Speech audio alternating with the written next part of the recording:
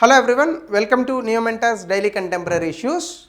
So ఈరోజు contemporary issues చేసే ముందు మొన్న ఒక చిన్న ఇబ్బంది ఉండి I'm out of Hyderabad. So దానివల్ల వీడియో చేయలేదు, అంతే తప్ప కంటిన్యూషన్ లేకపోవడం అనేది ఏం కాదు. సో దీన్ని కంపెన్సేట్ చేస్తూ మొన్న ఉన్నటువంటి వీడియోస్ని ఈ సండే రిలీజ్ చేసేస్తాను, డోంట్ వరీ. సో ముందుగా ఫస్ట్ టాపిక్ వచ్చేసి వికసిత్ పంచాయత్ కర్మయోగి, December 25 గుడ్ గవర్నెన్స్ డే. ఇందులో భాగంగా ఈ వికసిత్ పంచాయత్ కర్మయోగి అనే ఒక కాన్సెప్ట్ని ఇంట్రడ్యూస్ చేశారు. ఇది ఎవరు చేశారంటే డాక్టర్ జితేంద్ర సింగ్ మినిస్టర్గా ఉన్నారు. ఈయన గుడ్ గవర్నెన్స్ డే రోజు, గుడ్ గవర్నెన్స్ డే ఎందుకు జరుపుకుంటారు ఇది కూడా మీకు తెలుసు. అటల్ బిహారీ వాజ్పేయి గారి బర్త్ యానివర్సరీని గుడ్ గవర్నెన్స్ డేగా జరుపుకుంటారు. అదే రోజు పండిట్ మదన్ మోహన్ మాల్వియా కూడా పుట్టారు. అయితే 2014 నుండి బీజేపీ ప్రభుత్వం December 25ని ఈ గుడ్ గవర్నెన్స్ డేగా ప్రకటించింది, సుపరిపాలన దినోత్సవం. సో అలాగే ఈరోజు బేసికల్గా పంచాయతీరాజ్ ఇన్స్టిట్యూషన్స్ అంటే ఈ లోకల్ గవర్నెన్స్ అనేటటువంటిది ఏదైతే ఉందో, అంటే స్థానిక సంస్థలు, ముఖ్యంగా పంచాయతీరాజ్ ఇన్స్టిట్యూషన్స్, వీటిల్ని ఇంప్రూవ్ చేయడానికి, వీటిల్ని ఎంపవర్ చేయడానికి ఈ కాన్సెప్ట్ని తీసుకొచ్చారు.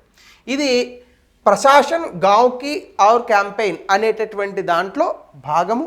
ఇదేంటంటే బేసికల్గా ఎన్హాన్సింగ్ గవర్నెన్స్, అంటే స్థానిక ప్రభుత్వాలను బలోపేతం చేయాలి. అంటే స్థానిక ప్రభుత్వాలు అంటే పంచాయతీలు, మున్సిపాలిటీలు, వీటిని బలోపేతం చేసేటటువంటి విధంగా మన యొక్క విధానాలు ఉండాలి అని చెప్పేటటువంటి అంశం.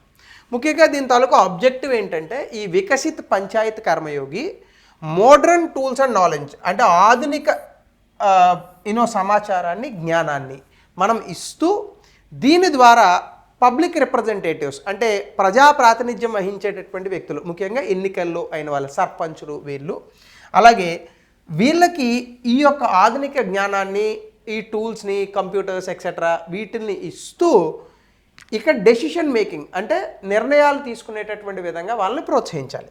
దీనివల్ల మనకి ఏమవుతుంది, బెటర్ ప్లానింగ్ అంటే మంచి ప్రణాళికాబద్ధంగా గ్రామీణ ప్రాంతాలు అభివృద్ధి చెందుతాయి. ఇది రెండవ అంశం.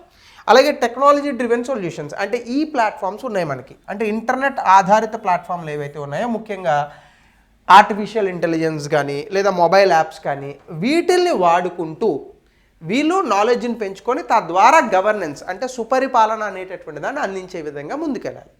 దీంతోపాటు సస్టైనబుల్ డెవలప్మెంట్ అంటే సుస్థిర అభివృద్ధిని తీసుకురావాలి. సుస్థిర అభివృద్ధి రావాలి అంటే అసలు ఆ మార్గం ఎలా ఉండాలి అనేది తెలియాలి ప్రజలకి. ఇది ఎవరి ద్వారా తెలుస్తుంది, పబ్లిక్ సర్వీస్ ఏదైతే ఉన్నారో, పబ్లిక్ సర్వెంట్స్ అంటే ప్రభుత్వ ఉద్యోగులు కావచ్చు లేదా ప్రభుత్వంలో ఎన్నికైనటువంటి నాయకులు కావచ్చు, వీళ్ళు ఈ పబ్లిక్ సర్వీస్ డెలివరీ అంటే ప్రజలకు అందించేటటువంటి సేవల్ని బెటర్గా చేసి తద్వారా ఈ సస్టైనబుల్ రూరల్ డెవలప్మెంట్ అంటే సుస్థిర గ్రామీణ అభివృద్ధిని సాధించాలి. ఇది దీని యొక్క ముఖ్య ఉద్దేశం. అంటే వికసిత్ పంచాయత్ కర్మయోగి అంటే ఏంటంటే స్థానిక ప్రభుత్వాలను బలోపేతం చేయాలి, సింగిల్ వర్డ్, అంటే bringing resilience in the rural development. అలాగే ఇందులో హైలైట్స్ ఏంటంటే ముందుగా పంచాయత్స్ని బలోపేతం చేయాలి, ముఖ్యంగా అందులో గవర్నెన్స్ అంటే పరిపాలనను తీసుకురావాలి. ముఖ్యంగా ఇక్కడ ఒడిశా, అస్సాం, గుజరాత్, ఆంధ్రప్రదేశ్ ఇలాంటి చోట్ల ఈ లెర్నింగ్ టూల్స్ని, మొబైల్ అప్లికేషన్స్ని తీసుకురావాలి. ఎందుకు ఈ రాష్ట్రాల్లోనే చెప్పారు, ఈ రాష్ట్రాల్లో గ్రామీణ ప్రాంతాల్లో అడ్మినిస్ట్రేషన్ అంత అద్భుతంగా లేదు. రెండవది ఏంటంటే ఈ ప్రాంతాల్లో ఈ చదువుకున్నటువంటి వ్యక్తుల సంఖ్య కూడా తక్కువగా ఉంటుంది. సో ఖచ్చితంగా ఈ ప్రాంతాల్లో కూడా చేయాలి అని కూడా అనుకుంటున్నారు. అలాగే స్పెషల్గా గవర్నమెంట్ కూడా ఈ ప్లేసెస్లో ఫోకస్ చేస్తుంది. సో డీసెంట్రలైజేషన్ ఆఫ్ గవర్నెన్స్ కనుక మనం చూస్తే ఎప్పుడూ కూడా పరిపాలన అనేది ఒక వ్యక్తి చేతిలో ఉండకూడదు.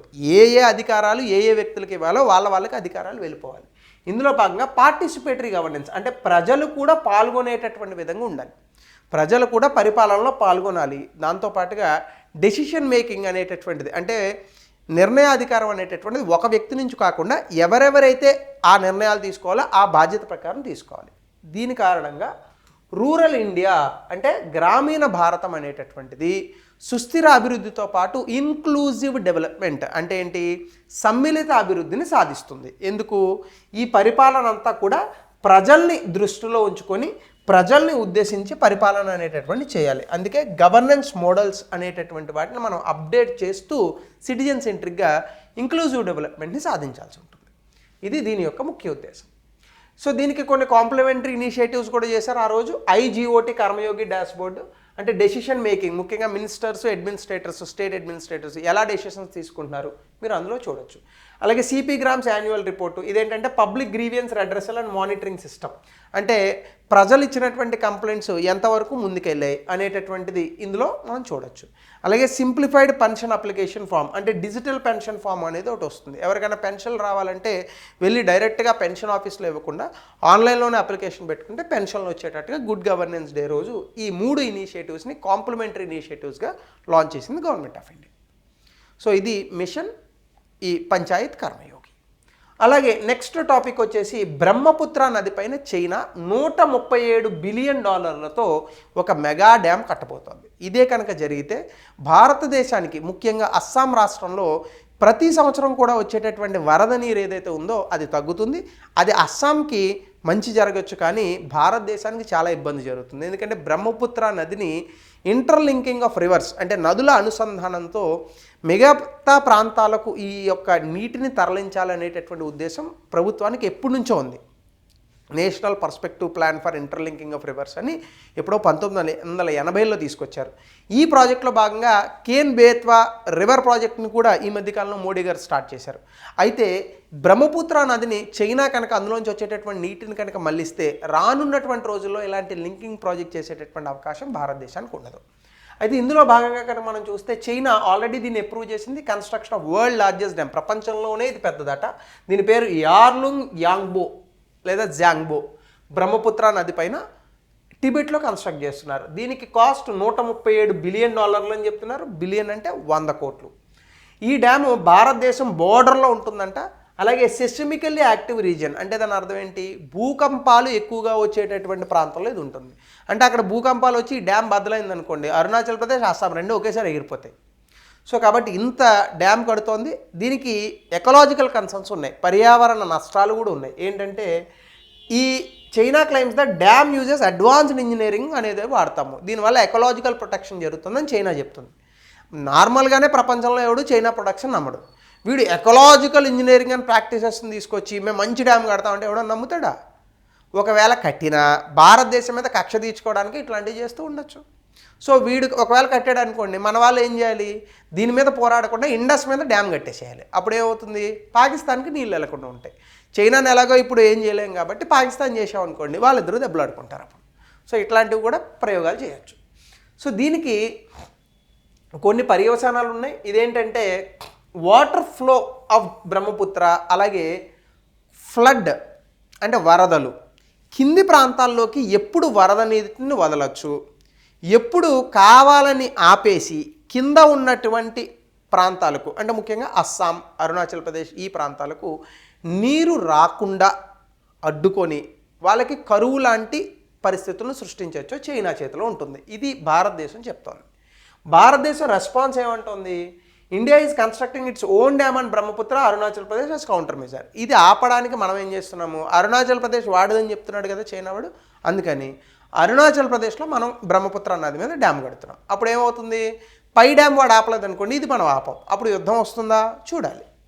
So data sharing framework, India China expert level మెకానిజంని తీసుకుంది 2006లో ట్రాన్స్ బోర్డర్ రివర్ టాక్స్. అంటే 2006లోనే చైనా ఇండియా ఒక ఒప్పందాన్ని సంతకం పెట్టారు. ఏంటి, బోర్డర్ ఏరియాలో కనుక ఎటువంటి నది పైన డ్యామ్ను కనుక కడితే ఆ సమాచారాన్ని ఒక దేశం మరొక దేశానికి ఇచ్చుకోవాలి. ఈ అగ్రిమెంట్ పేరే ఎక్స్పర్ట్ లెవెల్ మెకానిజం. దీన్ని 2006లో సైన్ చేశారు. మరి చైనా ఈ డ్యామ్ తాలూకా ఇన్ఫర్మేషన్ భారతదేశానికి చెప్తుందా లేదా అనేది మనం వేచి చూడాలి. అలాగే hydrological data, China hydrological data with India during flood seasons under this framework. ఈ ఫ్రేమ్వర్క్ కిందనే ఈ నదిలోకి ఎంత నీరు వచ్చింది, ఎంత వేగంగా వచ్చింది అనేటటువంటి ఇన్ఫర్మేషన్ని ప్రతి సంవత్సరం కూడా చైనా భారతదేశానికి షేర్ చేస్తుంది. ఇప్పుడు ఈ ఇన్ఫర్మేషన్ కూడా ఇప్పుడు షేర్ చేస్తుందా లేదా, డ్యామ్ ఎలా కడుతుంది అనేది మనం వేచి చూడాలి. ఎగ్జామినేషన్లో ఏ నది ఎక్కడ కడుతున్నారు ఇట్లాంటివన్నీ కూడా ఆ చైనా పేర్లు అడిగేటటువంటి అవకాశం ఉంది. ఆ జాంగ్బో పేర్లు ఉన్నాయి కదా, అవి ఆ రివర్ పేరు, అది అంటే బ్రహ్మపుత్ర పేరు అలా పిలుస్తారు, దాని మీద డ్యామ్ కడుతున్నారు. సో అలాగే ఇంజనీరింగ్ అండ్ ఎన్వైర్మెంటల్ ఛాలెంజెస్ ఉన్నాయి. ముందుగా టెక్టానిక్ రిస్క్, అంటే ఈ డ్యామ్ కట్టేటటువంటి ప్రాంతంలో మనకి ఎక్కువగా టెక్టానిక్ ప్లేట్ బౌండరీ మూమెంట్స్ వల్ల భూకంపాలు వచ్చే అవకాశం ఉంది. అలాగే ఎకలాజికల్ రిస్క్స్ ఉన్నాయి. ఆల్రెడీ మీకు చెప్పాను అది ఇందాక. అలాగే బంగ్లాదేశ్ మీద కూడా దీని యొక్క ఇంపాక్ట్ పడుతుంది, ఎందుకంటే బ్రహ్మపుత్ర నుంచి వచ్చేటటువంటి నీరు తలా వెళ్ళి బంగ్లాదేశ్కి కూడా వెళ్తుంది. సో ఖచ్చితంగా బంగ్లాదేశ్ ఎక్కువగా ఈ బ్రహ్మపుత్ర నది మీద డిపెండ్ అయి ఉంది. కాబట్టి బ్రహ్మపుత్ర నది మీద డ్యామ్ కడితే భారత్ కన్నా ఎక్కువ కోల్పోయేది బంగ్లాదేశ్. అదే గ్లోబల్ స్కేల్ చూస్తే 25,000 అడుగుల నుంచి ఇక్కడ వాటర్ అనేటటువంటిది బ్రహ్మపుత్ర నదికి పై నుంచి కింద పడుతుంది. సో దీనివల్ల మనకి ఏమవుతుందంటే dam will surpass the 3 gorges dam as the largest infrastructure global project globally. అంటే అమెరికాలో ఉన్నటువంటి అతిపెద్ద డ్యామ్ కన్నా కూడా ఈ డ్యామ్ తాలూకా కెపాసిటీ చాలా గట్టిగా ఉండాలి. ఎందుకంటే డ్యామ్ అంత వేగంగా వచ్చేటటువంటి నీటిని అడ్డుకోగలగాలి. మరి నిజంగా అది చైనా చేయగలుగుతుందా లేదా, ఇవి మనం వేచి చూడాలి. సో అది ఈ పర్టికులర్ డ్యామ్కి సంబంధించినటువంటి ఇన్ఫర్మేషన్. ఇక మూడో టాపిక్, 2024లో భారతదేశం ప్రపంచ దేశాలకు ఇంకా మిగతా దేశాలకు చేసినటువంటి రక్షణాత్మక రంగంలో డిఫెన్స్ సెక్టార్లో ఉన్నటువంటి వెపన్స్, డిఫెన్స్ రిలేటెడ్ ఎక్స్పోర్ట్స్ అద్భుతంగా పెరిగి 21,000 కోట్లు దీని నుంచి డబ్బులు వచ్చాయంట. సో దీనికి సంబంధించి మనం చూస్తే గతంలో అది 15,920 కోట్లు ఉన్నది 21,000 కోట్లకు పెరిగింది. 10 సంవత్సరాల్లో ఈ ఎక్స్పోర్ట్ గ్రోత్ దాదాపుగా 2014 సమయం నుండి 31 రెట్లు పెరిగిందని చెప్తోంది ప్రభుత్వం. అంటే 31 రెట్లు ఇండియా నుంచి చేసేటటువంటి డిఫెన్స్ ఎక్స్పోర్ట్స్ పెరిగాయని చెప్తున్నారు. అలాగే భారతదేశంలో మనం డిఫెన్స్ చేసినటువంటి ఉత్పత్తి కనుక మనం చూస్తే 1,26,887 కోట్లు, అంటే గతంతో కనుక పోలిస్తే 16.7% పెరిగింది, అంటే గత సంవత్సరంతో అని చెప్తున్నారు. ఈ సెక్టార్ కాంట్రిబ్యూషన్లో కూడా ప్రైవేట్ రంగం 60% ఉంటే ప్రభుత్వ రంగం 40% ఈ యొక్క ఎగుమతులు చేసిందని ప్రభుత్వం చెప్తోంది. సో డిఫెన్స్ ఎక్స్పోర్ట్స్ మీద మీకు మెయిన్స్లో కానీ ప్రిలిమ్స్లో కానీ క్వశ్చన్ వస్తే this the fantastic information, you can write it in the exam అనమాట. సో కాబట్టి జాగ్రత్తగా నోట్ చేసుకోండి. 2029కి మినిస్టర్ రాజ్నాథ్ సింగ్ గారు చెప్పినట్టుగా 50,000 కోట్లు ఎక్స్పోర్ట్ చేయాలని టార్గెట్గా పెట్టుకున్నారు. ఇది ఖచ్చితంగా మన దేశంలో చేయడానికి అవకాశం ఉంది. అలాగే పాజిటివ్ ఇండిజినైజేషన్ లిస్ట్ అని ఒకటి పెట్టుకొని ఇందులో 5 కొత్త లిస్టులు ఇంట్రడ్యూస్ చేశారు. ఇందులో ఏ ఐటమ్స్ అంటే గన్సా, ఇంకొకటా, లేదా ఎయిర్ క్రాఫ్ట్సా, ఎట్లాంటివి ఎక్స్పోర్ట్ చేయాలి అనే దానికి 346 ఐటమ్స్ భారతదేశంలో ప్రొడ్యూస్ చేయడం కోసం ఈ లిస్ట్ని ఐడెంటిఫై చేశారు. పాజిటివ్ ఇండిజినైజేషన్ లిస్ట్ అని అంటారు దాన్ని. అంటే ఏ రకాల ఐటమ్స్ మన దేశంలోనూ ఉత్పత్తి చేయాలని. అలాగే సెల్ఫ్ రిలయన్స్ అంటే మిగతా దేశాల మీద మనం డిపెండ్ అవ్వకుండా రక్షణ రంగానికి సంబంధించి మన ఉత్పత్తులను మనమే చేసుకోవాలి. అది సెల్ఫ్ రిలయన్స్ అనేటటువంటి కాన్సెప్ట్, ముఖ్యంగా వెపన్స్కి సంబంధించి. అలాగే make India as a global hub for defence exports అంటే ప్రపంచ దేశాలకు కావాల్సినటువంటి రక్షణ రంగ ఎగుమతులన్నీ భారతదేశం నుంచే జరగాలి. మన దేశం అత్యధికంగా ఇంపోర్ట్ చేసుకుంటుంది, వేరే దేశాల నుంచి అత్యధికంగా దిగుమతి చేసుకుంటుంది, అది తగ్గాలి. ఇది దేశం చెప్తున్నటువంటి అంశాలు ఈ డిఫెన్స్ ఎక్స్పోర్ట్స్కి సంబంధించి. అలాగే broader trend to Boost domestic production అంటే భారతదేశంలోనే ఉత్పత్తిని పెంచి తద్వారా మనం ఎగుమతులు చేయాలనేటటువంటిది ఇక్కడ ఇష్యూ. సో ఇది third topic for the today contemporary issues. Fourth topic, India global economic rankings అంటే 2024లో భారతదేశానికి సంబంధించి చాలా ర్యాంకింగ్స్ వచ్చాయి. దాన్ని ఒకసారి రీక్యాప్ చేసుకుందాం మనం. ఈ టాపిక్ ఈ మధ్యనే మొదలు పెట్టాం కాబట్టి ఈ మోడల్ ఆఫ్ కరెంట్ అఫైర్స్ ముందు నెలలు చెప్పలేదు కదా, అవన్నీ ఈ టాపిక్లో కవర్ చేస్తాం. ముఖ్యంగా భారతదేశం $3.89 ట్రిలియన్ ప్రస్తుతం 5వ అతిపెద్ద ఆర్థిక వ్యవస్థగా ఉంది. అలాగే భారతదేశం ప్రపంచ దేశాలతో పోలిస్తే 8.2% అత్యధిక జీడిపిని సంపాదించినటువంటి పెద్ద దేశాల్లో ఒకటిగా ఉంది. పర్చేసింగ్ పవర్ ప్యారిటీ కొనుగోలు శక్తిలో కనుక మనం చూస్తే ఇండియా ర్యాంక్స్ 3rd గ్లోబల్లీ, ప్రపంచవ్యాప్తంగా 3వ అతిపెద్ద ఆర్థిక వ్యవస్థగా ఉంది. పర్చేసింగ్ పవర్ ప్యారిటీ కొనుగోలు శక్తిలో చైనా అమెరికా తర్వాత, లేదా అమెరికా చైనా తర్వాత. అలాగే ప్రపంచంలో చాలా అద్భుతమైనటువంటి ఆర్థిక పనితీరు చూపిస్తున్నటువంటి దేశంగా భారతదేశం ఎదిగింది. ప్రపంచ బ్యాంక్ ఇచ్చినటువంటి లెక్కల ప్రకారం భారతదేశ జీడిపి 2024-25లో 7% జీడిపి పెరగనుంది. అలాగే అది దీర్ఘకాలికంగా చూస్తే ఇంకా అద్భుతంగానే ఉంటుంది 2026-27 కూడా అని ప్రపంచ బ్యాంక్ చెప్తోంది.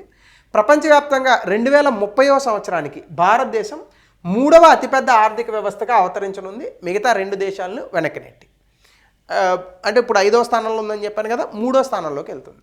సూపర్ పవర్ అవడానికి కూడా భారతదేశానికి చాలా అద్భుతమైనటువంటి అవకాశాలు ఉన్నాయి. రానున్న 10 సంవత్సరాల్లోనే ఇది కనిపిస్తుంది అని మనకి చాలా నివేదికలు చెప్తున్నాయి. అలాగే ఈ మధ్య కాలంలో భారతదేశానికి వచ్చినటువంటి ఈ యొక్క ర్యాంకింగ్స్ కనుక మనం చూస్తే ఐఎంఎఫ్ ఇచ్చినటువంటి ర్యాంకింగ్ ప్రకారం $3.94 ట్రిలియన్ లేటెస్ట్ లెక్కల ప్రకారం ఈ ప్రపంచంలో 5వ ఆర్థిక వ్యవస్థగా ఉంది. మిలిటరీ పవర్ అంటే రక్షణ రంగంలో ఉన్నటువంటి శక్తి ఆధారంగా చూసుకుంటే global fire power military strength అనేటటువంటి రిపోర్ట్ ద్వారా మన దేశం 4వ అతిపెద్ద మిలిటరీగా ఉంది. సో మన ముందు China, America, China, America, Russia ఈ 3 దేశాలు ఉన్నాయి. 4వ స్థానంలో మనం ఉన్నాం. అలాగే ప్రపంచ దేశాలలో అత్యధికంగా బంగారం రిజర్వ్స్ ఉన్నటువంటి దేశంగా వరల్డ్ గోల్డ్ కౌన్సిల్ ఇచ్చినటువంటి రిపోర్ట్ ప్రకారం 840 టన్నుల బంగారం అనేటటువంటి మన దేశంలో ఉంది. సో దాని ద్వారా బంగారం అత్యధిక రిజర్వ్స్ ఉన్నటువంటి దేశంగా 8వ స్థానంలో ఉంది. రిజర్వ్స్ అంటే ఆర్బీఐ దగ్గర ఉంటాయి కదా రిజర్వ్స్, ఆ ప్రకారంగా 8వ స్థానంలో ఉంది. అలాగే గ్లోబల్ వెల్త్ రిపోర్ట్ అంటే ఎంతమంది మిలీనియర్స్ అంటే కోటీశ్వరులు ఆ దేశంలో వచ్చారు అనే దానికి చూస్తే యూబీఎస్ వాళ్ళు ఇచ్చినటువంటి రిపోర్ట్ ప్రకారంగా 11 మంది కొత్తగా వచ్చారట. అలాగే సస్టైనబుల్ ట్రేడ్ ఇండెక్స్లో IMD international institute of management and development ఒక ఇన్స్టిట్యూట్ ఉంటుంది. వాళ్ళు హిన్రిచ్ ఫౌండేషన్ వాళ్ళు ఇచ్చినటువంటి లెక్కల ప్రకారం సస్టైనబుల్ ట్రేడ్ అంటే వాణిజ్యంలో కూడా సుస్థిరత చూపించినటువంటి దేశాల్లో 23వ స్థానంలో ఉంది. గ్లోబల్ కాంపిటేటివ్నెస్ ఇండెక్స్ 39వ స్థానం ఐఎండి వాళ్ళు ఇచ్చిన రిపోర్ట్లో. గ్లోబల్ ఇన్నోవేషన్ ఇండెక్స్ నూతన ఆవిష్కరణలో 39%, వరల్డ్ టాలెంట్లో 58%, లార్జెస్ట్ స్టాక్ ఎక్స్చేంజ్లో 5వ ర్యాంక్ 58% కాదు 5వ ర్యాంక్ 58వ ప్లేస్, 39వ place for global innovation index. ఇవన్నీ కూడా important index other then what I said in the previous classes. So ఇవి ఖచ్చితంగా మనకి ఎగ్జామినేషన్లో నెంబర్స్ అండ్ సోర్సెస్ అడగడానికి అవకాశం ఉన్నటువంటి అంశాలు. అలాగే జీడిపి ప్రొజెక్షన్స్లో కూడా యాన్యువల్ జీడిపి రానున్న నెక్స్ట్ 10 సంవత్సరాల్లో 6.3% పెరుగుతుందని చెప్తున్నారు. ఇది కూడా రే డాలియోస్ గ్రేట్ పవర్స్ ఇండెక్స్ ప్రకారం ఇచ్చినటువంటి లెక్క. అలాగే ఇన్ఫ్రాస్ట్రక్చర్ అండ్ మిలిటరీ డెవలప్మెంట్లో కూడా ప్రపంచంలోనే చాలా అద్భుతమైనటువంటి పొజిషన్ ఉంది, పొలిటికల్ ఫోర్స్ ఉంది. గ్లోబల్ ఫోరమ్స్లో కూడా ఇంటర్నేషనల్ ఫోరమ్స్లో భారతదేశానికి సంబంధించినటువంటి డిప్లొమాటిక్ పవర్ తాలూకా స్ట్రెంగ్త్ కూడా ఎస్పెషల్లీ అఫ్కోర్స్ రవిశంకర్ గారి కారణంగా కూడా కావచ్చు, దాని కారణంగా కూడా భారతదేశం యొక్క ఇన్ఫ్లుయెన్స్ అనేది ప్రపంచవ్యాప్తంగా పెరుగుతోందని చెప్తున్నారు. అలాగే అద్భుతంగా డెవలప్ అయినటువంటి సిటీస్లో బెంగళూరు ఫస్ట్ ర్యాంక్లో ఉంది, ఢిల్లీ, హైదరాబాద్, ముంబై తర్వాత టాప్ 5 ఫాస్టెస్ట్ గ్రోయింగ్ సిటీస్గా ఉన్నాయి. బిలినియర్ గ్రోత్లో $1 ట్రిలియన్ టోటల్ వెల్త్ అంటే భారతదేశంలో ఉన్న కోటీశ్వర్లు అందరూ కలిసి $1,00,000 కోట్ల సంపాదించారు. సో ఇది ప్రపంచ కుబేరుల్లో ప్రపంచంలో వచ్చినటువంటి వెల్త్లో ఇది కేవలం 7%. అలాగే 94 కొత్తగా కోటీశ్వర్లు యాడ్ అయ్యారు. బిలీనియర్ కౌంట్లో అమెరికా, చైనా తర్వాత అత్యధికంగా బిలీనియర్స్ వస్తున్నటువంటి దేశంగా భారతదేశం 3వ స్థానంలో నిలిచింది. ఇవన్నీ 2024లో భారతదేశం సాధించిన విజయాలు అనమాట. ఇంకా లాస్ట్గా ఎంప్లాయ్మెంట్ కనుక చూస్తే 7 కోట్ల అప్లికేషన్లు 2024లో మనకి జాబ్ అప్లికేషన్స్కి వచ్చాయి. ఇది ప్రతి సంవత్సరం పెరుగుతోంది. లేబర్ ప్రొడక్టివిటీ చాలా తక్కువగా ఉంది. ప్రపంచవ్యాప్తంగా 133 ర్యాంక్ మాత్రమే వచ్చింది. ఎంప్లాయ్మెంట్ టు పాపులేషన్ అంటే పాపులేషన్ ఎంత ఉన్నారు, ఎంప్లాయ్మెంట్ ఎంత ఉంది, ఇది 52.8%గా ఉంది. దీని కారణంగా చాలా ఎక్కువ మంది నిరుద్యోగంలో మిగిలిపోతున్నారు. అలాగే లేబర్ ఫోర్స్ పార్టిసిపేషన్ పెంచాలి, దీన్ని ఈ యొక్క అంతరాన్ని తగ్గించాలంటే లేబర్ ఫోర్స్ పార్టిసిపేషన్ పెట్టాలి, అంటే అత్యధికంగా ఎక్కువగా ఎంప్లాయ్మెంట్ క్రియేట్ చేయాలి. దాంతోపాటుగా మన తాలూకా ప్రొడక్టివిటీ అంటే ఉత్పాదకత అనేటటువంటిది పెరగాలి. ఒక వ్యక్తి వర్క్ చేస్తున్నాడంటే దానివల్ల అవుట్పుట్ చాలా అద్భుతంగా ఉండాలి. సో ఇవి మనకున్నటువంటి 2024 recap issues for India's global rankings. ఇంకా కొత్త టాపిక్ ఇది సైన్స్ అండ్ టెక్నాలజీలో వస్తుంది. అర్థం చేసుకోవడం చాలా కష్టం, ఎందుకంటే నేనే 2-3 సార్లు చదివాను, అర్థమైంది. కానీ ఎగ్జామినేషన్కి ఎంతవరకు కావాలో అంతవరకు మాత్రం అర్థం చేసుకున్నాను. అది మీకు అర్థం చేసుకునే ప్రయత్నం చేస్తాను, అర్థం అయ్యేలా చెప్పే ప్రయత్నం చేస్తాను. ఆర్కియా అనేటటువంటి ఒక మైక్రో ఆర్గానిజం, సూక్ష్మజీవి, ఇది చాలా కాలం నుంచి ఉందంట. బ్యాక్టీరియా, యుకారియోటోస్ లాంటి ఈ జనరల్ సూక్ష్మజీవుల కన్నా ఇది చాలా భిన్నంగా ఉందని చెప్తున్నారు. ఎందుకు? ఎక్స్ట్రీమ్ ఎన్వైర్మెంట్స్ అంటే అత్యధిక వేడి, ఫర్ ఎగ్జాంపుల్ ఒక 1000 డిగ్రీల వేడిలో కూడా ఇది బ్రతకగలదు. అత్యంత చల్లదనం -90 డిగ్రీల టెంపరేచర్లో కూడా ఇది బ్రతకగలదు. డీప్ సీ అంటే ఒక 10 కిలోమీటర్ల లోతున్న సముద్రంలో కూడా ఇది బ్రతకగలదు. ఎందుకంటే దానికి ఉన్నటువంటి సెల్యులర్ ఫంక్షన్స్ అనేటటువంటివి అంటే దానికి ఉన్నటువంటి కణాల విధులు అనేటటువంటివి అది ఆపుకోగల సామర్థ్యం ఉంది. ఇప్పుడు ఫర్ ఎగ్జాంపుల్ మనం ఉన్నాము, గాలి లేదనుకోండి, ఊపిరి బంధించుకొని ఉండగలమా? 3 నిమిషాల్లో చచ్చిపోతాం. కానీ ఇది అలా బంధించుకొని ఉండగలిగినటువంటి జీవి. అంటే ఊపిరి దానికి ఉంటుందా అని అడగండి. దాని ఫంక్షన్స్, దానికి ఉన్న విధులను బంధించుకోగలదు. సో కాబట్టి ఆ రకంగా మనం ఇది చూడొచ్చు ఈ పర్టికులర్ జీవిని. సో దీనికి ఒక రకమైన టాక్సిన్ ఉంటుందంట దీని దగ్గర. ఈ టాక్సిన్ ఏం చేస్తుందంటే, ఈ టాక్సిన్ వాడుకొనది దాని తాలూకా ఫంక్షన్స్ని ఆపి దానికి ఉన్న స్ట్రెస్ లెవెల్స్ని చాలా ఎఫెక్టివ్గా తగ్గించుకోగలుగుతుంది. దానికి ఉన్న ఒత్తిడిని తగ్గించుకొని బ్రతకగలుగుతుంది. సో దీని తాలూకా స్టడీస్ కనుక చూస్తే సల్ఫోలోబస్ యాసిడో క్యాలరియస్ అనే ఒక స్టడీ చేశారు ఇలాంటి ఒక ఫినామినల్ మీద. హీట్ టాలరెంట్ ఆర్కియాన్ అనేటటువంటిది ఒకటి దొరికింది. వాల్కనిక్ ఎన్వైర్మెంట్స్ అంటే ఏంటి? అగ్నిపర్వతాల బద్దలైనప్పుడు అక్కడ ఏవైనా బ్రతుకుతాయా అనేది ఒకటి స్టడీ చేశారు. అక్కడ 90 డిగ్రీల వరకు కూడా ఇది బ్రతకడానికి ఒక రకమైనటువంటి సిస్టమ్ని తయారు చేసుకుంది. ఇక్కడ మనకి ఈ టీఏ సిస్టమ్ అని ఉంది చూసారు, ఈ టాక్సిన్ సిస్టమ్, ఈ VAP-BC4 అనేటటువంటి ఒక మెకానిజం ఉంది. ఇదేంటిది? ఎప్పుడైనా హై టెంపరేచర్స్ వచ్చినప్పుడు ఈ ఆర్కియా జీవి అక్కడ ఉందనుకోండి. ఉదాహరణకి అగ్నిపర్వతం బద్దలైంది, అందులోంచి లావా బయటకు వచ్చింది. ఈ లావా వచ్చి ఆర్కియా మీద పడింది అనుకోండి. పడగానే ఇది ఏం చేస్తుందంటే ఈ VAP-C4 అనేటటువంటి ఈ టాక్సిన్ ఉందా దాన్ని యాక్టివేట్ చేస్తుంది దాని బాడీలో. ఇది ఎప్పుడైతే టాక్సిన్ యాక్టివేట్ చేసిందో VAP-B4 అనే ఒక యాంటీ టాక్సిన్ ఒకటి ఉంటుంది దాని ఒంటిలోనే. ఇది ఏం చేస్తుంది? ప్రోటీజ్ చేస్తుంది. అంటే స్టాండర్టీజ్ అంటాం కదా, అంటే అలా నిలబడాలి. అలా ప్రోటీజ్ అంటే ఏంటి? ప్రోటీన్లను ఉత్పత్తి చేయడం ఆపుతుంది. బాడీలో ప్రోటీన్లను ఉత్పత్తి చేసేటటువంటి ప్రక్రియే ఏమవుతుందంటే మనకి ఎనర్జీని లాస్ చేస్తుంది. ఇప్పుడు మీరు ఏదైనా తిన్నారనుకోండి, లోపల అది అరగాలంటే లోపల ఉన్న సెల్స్ ఫంక్షన్ అవ్వాలి. ఇదేం చేస్తుంది? ఆ లోపల ఉన్న సెల్స్ని ఫంక్షన్ చేయకుండా ఆపుతుంది. దీన్ని ప్రోటీజ్ అంటారు. సో ప్రోటీన్స్ అనేవి ఉత్పత్తి అవ్వు, దీనివల్ల దీని ఎనర్జీ కన్జర్వ్ చేసుకుంటుంది. సో దాని యొక్క డ్యామేజ్ని ఆపుకుంటుంది అనమాట. సో ఇది ఒక రకమైనటువంటి డార్మెంట్ స్టేజ్లోకి వెళ్తుంది, నిద్రపోయేటటువంటి ఒక అవస్థలో లేదా వ్యవస్థలోకి వెళ్తుంది. దాని కారణంగా ఏమవుతుంది? ఇది అది ఏ పరిస్థితుల్లో అయితే నిద్రపోయేటటువంటి పరిస్థితులు వచ్చాయో, అంటే మీకు అర్థం అవడానికి నిద్రపోయే పరిస్థితి అంటున్నాను, డార్మెంట్ స్టేట్లోకి వచ్చాయో ఆ డార్మెంట్ స్టేటు ఆ పర్టికులర్ ఇబ్బంది కలిగించే పరిస్థితి ఆగేంత వరకు కంటిన్యూ అవుతుంది. ఉదాహరణకు వాల్కెనో ఉందండి, బద్దలైంది, లావా బయటకు వచ్చింది, ఒక 1000 డిగ్రీల టెంపరేచర్ ఉంది, అందులో ఈ ఆర్కియా ఉంది. అది చల్లబడేంత వరకు, ఒకవేళ ఇది చల్లబడడానికి ఓ 2 ఏళ్ళు పట్టింది అనుకోండి, 2 ఏళ్ళు అది డార్మెంట్ స్టేట్లో ఉంటుంది. అలా ఎంతకాలమైనా ఈ జీవి బ్రతకడానికి అవకాశాలు ఉన్నాయన్నమాట. సో కాబట్టి దీని నుంచి ఒక బయోఫిల్మ్ అనే ఒక ఫార్మేషన్ ఉంటుంది. అంటే ఇది ఎలా ఉంటుందంటే, ఈ VAP-BC4 అనేటటువంటి టాక్సిన్ ఉందా, ఇప్పుడు నేనే ఆర్కియా అనుకోండి, నా లోపల VAP-BC4 అనే టాక్సిన్ రిలీజ్ చేస్తాను. రిలీజ్ చేయగానే ఒక బయోఫిల్మ్ వస్తుంది, అంటే నా ఒంటి చుట్టూ ఒక ఫిల్మ్ వస్తుంది. నేనే ఆర్కియా కదా, ఈ ఫిల్మ్ ఎటువంటి పరిస్థితులైనా కూడా ఆ జీవిని కాపాడగలదు. సో అది ఇక్కడ ఈ పర్టికులర్ దీని యొక్క సర్వైవల్కు ఉన్నటువంటి బిగ్గెస్ట్ స్ట్రెంగ్త్.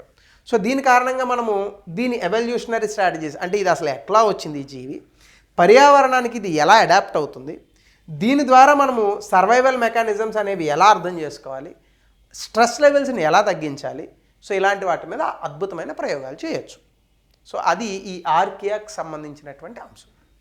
ఇంకా లాస్ట్ టాపిక్ ఈరోజు వార్మింగ్ వాటర్స్, అంటే ప్రపంచంలో పెరుగుతున్నటువంటి భూతాపం కారణంగా నీరు వేడెక్కుతోంది. ఈ కారణంగా 20% నీటిలో ఉన్నటువంటి స్పీషీస్ చనిపోవడానికి అవకాశం ఉందని UNESCO world heritage marine sites వాళ్ళు చెప్తున్నారు. అంటే ముఖ్యంగా ఓషన్స్లో, సముద్రాల్లో ఉన్నటువంటి నీటి ఉష్ణోగ్రత పెరుగుదల కారణంగా 20% ఆఫ్ ద మెరైన్ స్పీషీస్ చచ్చిపోవడానికి అవకాశం ఉందని చెప్తున్నారు. ఇందులో మనకి హీట్ టాలరెన్స్ లెవెల్స్ కనుక చూస్తే 4400 మెరైన్ స్పీషీస్లో 881 మెరైన్ స్పీషీస్ ఆల్రెడీ వాళ్ళు హీట్ లిమిట్స్ని దాటిపోయాయి. అంటే ఇంకాస్త వేడి పెరిగితే అవి బ్రతకలేవు, చనిపోతాయి అని అర్థం. అలాగే ఇందులో 342 చేపలు, ఆల్గే టైప్స్ ఒక 135, కొన్ని మెమల్స్ కూడా ఉన్నాయి, అంటే షార్క్స్, అలాగే డాల్ఫిన్స్, ఇవి కూడా ఉన్నాయి అందులో. సో ఇవన్నీ కూడా అంతరించిపోవడానికి అవకాశం ఉంది అని చెప్తున్నారు. అలాగే హీట్ స్ట్రెస్ వల్ల ఎందుకు ఇలాంటి అవకాశం ఉందంటే, హీట్ బాడీలో ఈ పర్టికులర్ యానిమల్స్కి పెరగడం వల్ల. అంటే ఎందుకంటే మీరు చూడండి, చేపలకి బయట పెరిగేటటువంటి మనలాంటి జీవాలకి, భూమి మీద సంచరించే జీవాలకి తేడా ఉంటుంది. మనం వామ్ బ్లడెడ్ యానిమల్స్, అంటే మన తాలూకా బాడీలో టెంపరేచర్ అప్ అండ్ డౌన్ అవుతుంది. చేపలకి అలా ఉండదు, అవి కోల్డ్ బ్లడెడ్ యానిమల్స్, అవి వామ్ అయితే చచ్చిపోతాయి. సో కాబట్టి హీట్ స్ట్రెస్ అనేది ఎప్పుడైతే పెరుగుతుందో వాటి రిప్రొడక్టివ్ కెపాసిటీని అవి తగ్గించేసుకుంటాయి, అంటే పిల్లల్ని పెట్టలేము. దీని కారణంగా ఏమవుతుంది, డిసీజ్ వల్నరబిలిటీ పెరిగి ఏదో ఒక రోగాలు వచ్చి చచ్చిపోతాయి. సో ఆ రకంగా ఇలాంటి ఫిషెస్ అండ్ ఆల్గేస్ లేదా అదర్ స్పీషీస్ చనిపోయే అవకాశం ఉందని ఈ రిపోర్ట్ చెప్తాను. కొన్ని స్పీషీస్ అయితే మైగ్రేట్ అవుతాయి, వేరే ప్రాంతాలకు వలస వెళ్ళిపోతాయి. కొన్ని స్పీషీస్ అక్కడే బ్రతకడానికి అలవాటు చేసుకుంటాయి. కానీ కొన్ని స్పీషీస్ మాత్రం ఎక్స్టింక్ట్ అవుతాయి. ఒకవేళ ప్రపంచంలో ఇలా అన్ని జీవాలు అంతరించిపోతూ ఉంటే జాగ్రత్తగా మనిషి కూడా దుకాణం సర్దుకోవచ్చు. సో కొన్ని ఎఫెక్టెడ్ రీజియన్స్ చెప్తున్నారు, ఎస్పెషల్లీ బెలీజ్ బ్యారియర్ రీఫ్, ఇక్కడ 53% ఆఫ్ ద స్పీసీస్ చనిపోయే అవకాశం ఉందని చెప్తున్నారు. అలాగే కొయిబా నేషనల్ పార్కు ఇక్కడ 26% ఎఫెక్ట్ అయ్యాట. అలాగే ఎవర్ గ్లేడ్స్ 24.4, సుందర్బన్స్ అంటే మనవి వెస్ట్ బెంగాల్లో ఉన్నాయి, ఇక్కడ వామ్ వాటర్స్ కారణంగా దాదాపుగా 20% స్పీషీస్ అంతరించిపోయే అవకాశం ఉందని యునెస్కో ఈ మెరైన్ రిపోర్ట్ చెప్తోంది. సో అలాగే లాంగ్ టర్మ్ టెంపరేచర్ ట్రెండ్స్లో ఆల్రెడీ మనకు తెలుసు 1884 నుంచి దాదాపుగా 1% ప్రపంచవ్యాప్తంగా ఉన్నటువంటి సముద్రంలో ఉన్న టెంపరేచర్ పెరుగుతుంది. ఇది 4.4% వరకు 2100 సంవత్సరానికి ఇలాగే మనం విపరీతంగా పెట్రోల్, డీజిల్, బొగ్గు ఇవన్నీ వాడితే పెరిగే అవకాశం ఉంది. దీని కారణంగా స్పీషీస్ మైగ్రేషన్ జరగచ్చు, ఎకోసిస్టమ్ ఇబ్బంది పడవచ్చు. అలాగే ఆక్సిజన్ తాలూకా సప్లై డిస్రప్ట్ అవ్వచ్చు. వార్మింగ్ వాటర్స్ వల్ల ఆక్సిజన్ కూడా డిస్రప్ట్ అవుతుంది. అలాగే న్యూట్రియంట్ సర్క్యులేషన్ ఎస్పెషల్లీ మెరైన్ లైఫ్కి చాలా ఇంపార్టెంట్, అది కూడా డిస్టర్బ్ అవుతుంది. అలాగే బ్యాక్టీరియా కూడా మారి నైట్రేట్గా మారచ్చు, దానివల్ల వాటర్ క్వాలిటీ తగ్గిపోతుంది. సో పొల్యూషన్ వల్ల కూడా ఈ వాటర్ క్వాలిటీలో నైట్రేట్స్ పెరిగిపోవడం వల్ల కూడా చాలా జీవాలు అంతరించిపోవచ్చు. సో ఇది మనకు ఉన్నటువంటి మెరైన్ స్పీషీస్ తాలూకా ఎక్స్టెన్షన్కి సంబంధించినటువంటి టాపిక్స్. సో ఇవి ఈరోజు contemporary issues. Hope you are very much interested with this topics. అలాగే నెక్స్ట్ క్లాసెస్లో ఇంకా ఇంట్రెస్టింగ్ టాపిక్స్ చూద్దాం. నిన్న మొన్న మిస్ అయినటువంటి క్లాసెస్ నేను సండే కవర్ చేస్తాను. So thank you, have a nice day.